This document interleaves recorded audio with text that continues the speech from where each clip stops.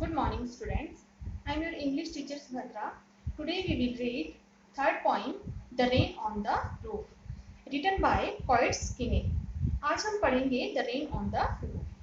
ये पोइम जो है ये पोइट्स के उन ख्यालों को व्यक्त करती है जब बारिश हो रही होती है और वो अपने ख्यालों में खो जाता है और उसके मन पर बारिश का क्या प्रभाव पड़ता है ये उसने इस पोइम के माध्यम से बताया है। तो आइए चलते हैं पोइम की तरफ। When the humid shadow hovered over all the starry spheres and the melancholy darkness gently weeps in the rainy tears, what a bliss to press the pillow of a cottage chamber bed and lie listening to the patter of the soft rain overhead. तो यहाँ पे जो humid का मतलब है वो है नमी से भरे हुए और शेडो का मतलब यहाँ पे आएगा बादल। होवर मतलब मंडराना। स्टारी स्फीयर मतलब तारों से भरा हुआ आसमान और मेलनकली दुख उदासी। तो बच्चों यहाँ पे जो पॉइंट है वो बोल रहा है कि जब सितारों से भरे हुए आसमान में धीरे धीरे बादल मंडराना शुरू करते हैं, नमी से भरे हुए बूंदों से भरे हुए बादल जब मंडराना शुरू करते हैं तो डार्कनेस यहाँ पे रात के लिए दिया गया है। तो जो रात है वो दुख से उदासी से भरी हुई धीरे धीरे आंसुओं के रूप में बहना शुरू करती है। यहाँ पे ये बताया गया है कि जब बारिश होती है तो कैसा लगता है, कैसा माहौल होता है। तो पॉइंट ने इसको कंपेयर किया है कि ऐसा लगता है जैसे रात जो है वो किसी दुख के कारण, किसी उदासी के कारण अपने आंसुओं को धीरे धीरे बहा रही है। ठीक है।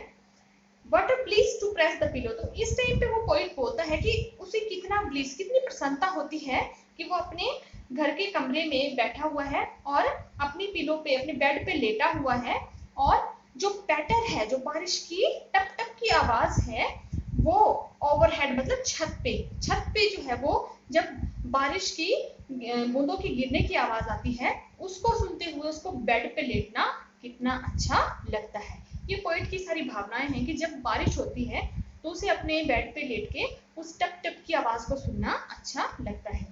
नेक्स्ट स्टैंजा है हमारा।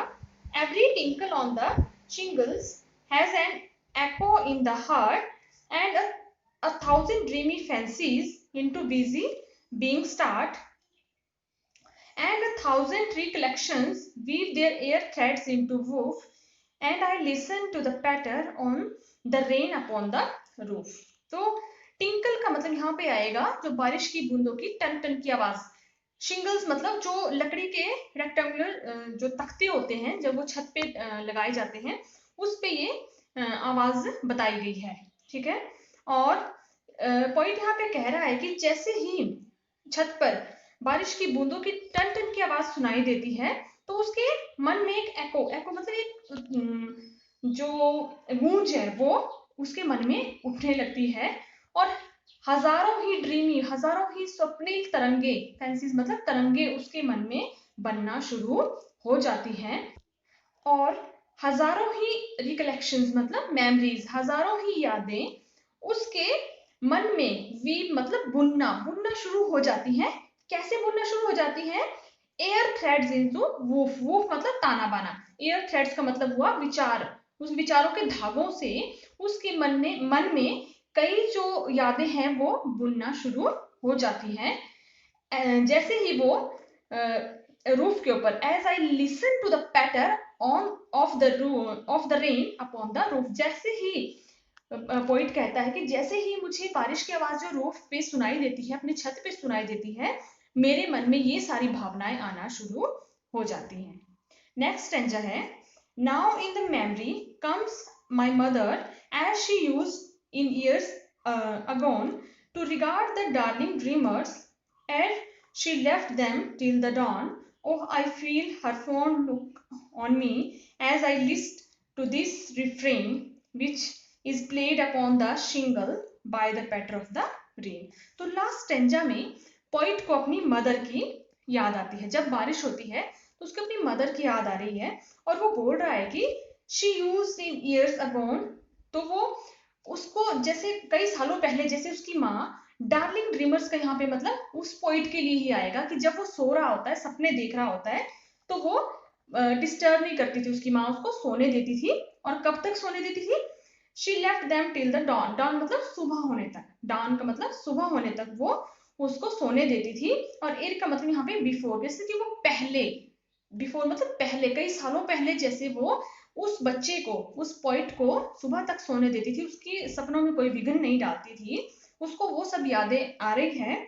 ओह I feel her fond look on me, और उस समय उसको याद आ रही, फॉन्ड मतलब प्यार से, स्नेह से भरी हुई नजरें अपनी माँ की उसको याद आ रही है। जैसे ही वो, लिस्ट का मतलब यहाँ पे आएगा लिसन, सुनना। जैसे ही वो उस रिफ्रेन को, रिफ्रेन का मतलब यहाँ पे आएगा कि बारिश की टिप टिप की जो आवाज है, जो एक जैसी आवाज बार बार दोहरा के आ रही है, जैसे बारिश की टप टप की बूंदे जब गिर रही है, तो बार बार वो आवाज जो आ रही है, उसकी वजह से उसको अपनी माँ की याद बहुत ज्यादा आती है। और और वो टप टप की आवाज उसको, which is played upon the shingle by the patter of the rain, जो कि रेन के द्वारा, जो बारिश के द्वारा उन तख्तों पे, छत के तख्तों पे उसको सुनाई देती है। उसकी वजह से उसकी जो मदर की यादें हैं उसके मन में वो फिर से ताजा हो जाती हैं। तो बच्चों ये थी हमारी point the rain on the roof.